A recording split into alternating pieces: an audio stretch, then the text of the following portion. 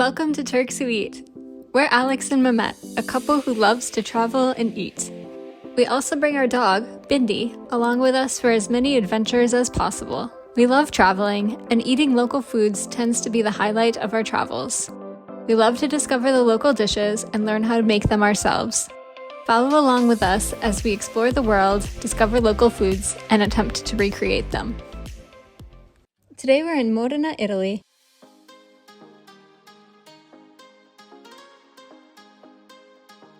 This city is a food lover's paradise. We've been wanting to come here for quite some time, and we're excited to show you what we're eating and cooking. Modena is part of the Emilia Romagna region of northern Italy. It's a small city, but there is a lot to explore. The city is home to a UNESCO World Heritage Site, comprised of the Modena Cathedral, the Torre della Ghirlandaia, and the Piazza Grande. The Modena Cathedral was built in the 12th century and is considered a masterpiece of Romanesque architecture. The Torre della Ghirlandaia, or Ghirlandaia Tower, is the tall bell tower that sits next to the cathedral, complementing its grandeur. The structures sit in the picturesque Piazza Grande, Modena's central square, which today contains a number of cafes and restaurants and is a great place to sit and watch the world stroll by. This area is also known as the Motor Valley of Italy because a number of luxury car makers got their start here. A pleasant drive through the countryside can quickly take you to visit some of the world's most exquisite car manufacturers. While the cars are fun to look at, what we're really here for is the food. Modena and the Emilia Romagna region are renowned for a number of beloved Italian favorites. Modena's most famous creation is, of course, balsamic vinegar. We toured an acetaia to learn all about the process of making this beloved condiment. We had no idea how in-depth this process was. In fact, making a bottle of the highest quality balsamic can take more than 25 years.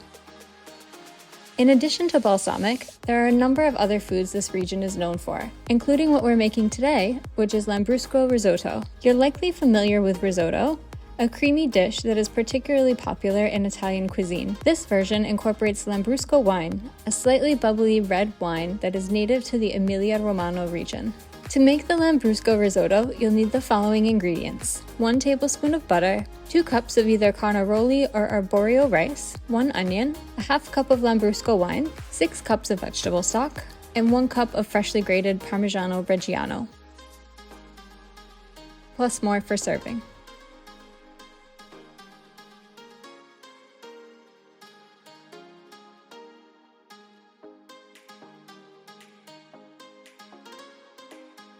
To start, heat the butter in a large saucepan on medium heat.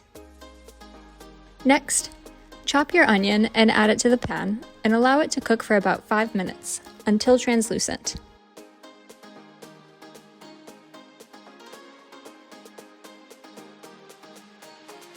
Add the rice and allow it to cook for a minute or 2.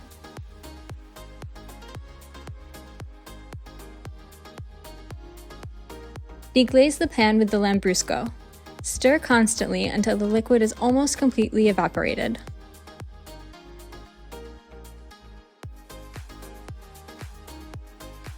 Then add the stock, 1 ladle at a time, stirring after each addition until the stock is almost completely absorbed. Then add another ladle. Continue this process until the rice is cooked through and creamy, but still al dente. This process can take a while, but I promise it's worth it. While our risotto is cooking, we'll introduce you to a few other foods this region is known for. A stroll through the iconic market, the Mercato Albinelli, will introduce you to some amazing culinary delights.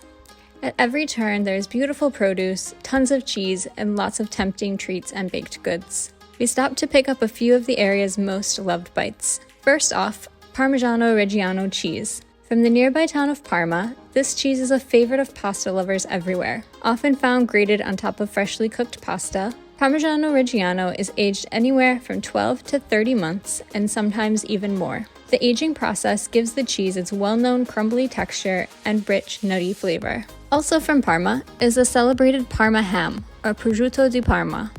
This delicate and delicious meat goes great with another local specialty, tigelle. Tigelle are round breads that are often stuffed with cold cuts and cheese. And of course, the Lambrusco wine that we're using in our risotto. The creation of Lambrusco wine in this region can be traced back for centuries, and it provides a perfect complement to some Parmigiano and prosciutto. Now, back to our risotto. It's ready when the grains are plump, creamy, yet slightly al dente. If you'd like, you can add a bit more Lambrusco before finishing. When the risotto is cooked, remove the pan from the heat and stir in the cheese.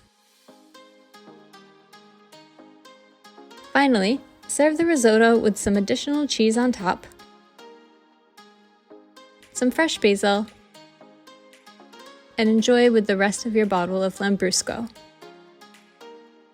Thanks for watching. Let us know what you think in the comments. We'd love to hear if there are other locations or food you're interested in seeing. Give us a thumbs up if you enjoyed, and subscribe to see where we're cooking next.